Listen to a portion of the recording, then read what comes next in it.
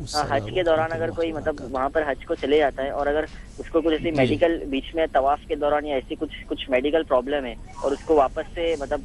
وہ medical problem کی وجہ سے طواف وغیرہ کچھ پورا نہیں کر پاتا ہے تو اس کا کیا ٹھیک ہے انشاءاللہ بتائیں گے آپ کو. بہت شکریہ آپ نے ہمیں کال کیا. سوال یہ ہے کہ آپ کے سوال کا جواب دیا جائے گا. حج اور عمرے میں کیا فرق ہے؟ ہیلو ٹھیک ہے صاحب انشاءاللہ بتاتے ہیں حج و عمرہ میں کیا فرق ہے. بات یہ ہے کہ اگر حج کے دوران کوئی اگر ایسی کوئی صورت ہو طبیعت خراب ہو جائے تو بہرحال تھوڑا سا کوئی ایسا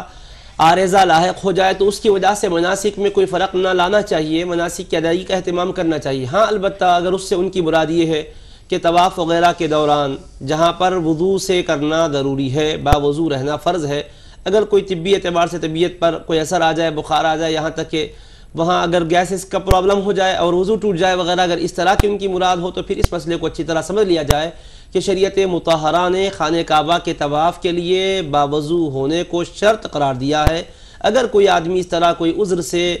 دوچار ہو جائے اور اس کا وضو ٹوٹ جائے تو اس کو فوراً جس مقام پر بھی طواف کی جس حصے میں بھی وضو ٹوٹا ہے فوراً وہاں سے مقام وضو پر آئے اور وضو کر کے پھر جائے. اب دیکھنا یہ ہے کہ اس نے کتنے پھیرے مکمل کیے. اگر وہ طواف کے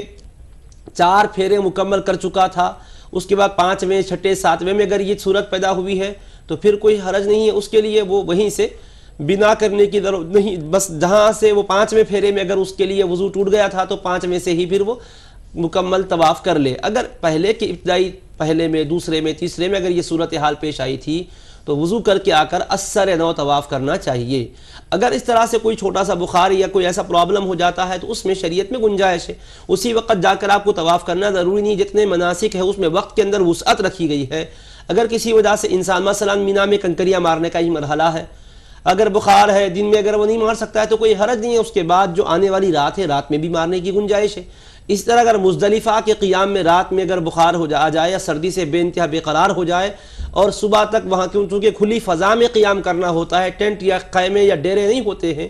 واقعتاً ایسا کوئی عذر لاحق ہو جائے کہ وہ سردی کی وجہ سے وہاں ٹھہر نہیں پا رہا ہو تو شریعت مطہرہ نے ایسے مریض کے لیے بھی گنجائش دی ہے کہ مزدلفہ کے اندر وہ رات کا کچھ حصہ گزار کر بھی وہ نکل جا سکتا ہے. مگر واقعتاً ایسا عذر ہونا چاہیے, خواہ مخواہ کے اپنے آپ کو معذور نہ سمجھا جائے, حقیقت میں عذر پیدا ہو جائے, ٹھہرنا ممکن نہ ہو سکے تو پھر گنجائش شریعت مطہرہ میں ایسے اعمال کے لیے رکھی گئی ہے.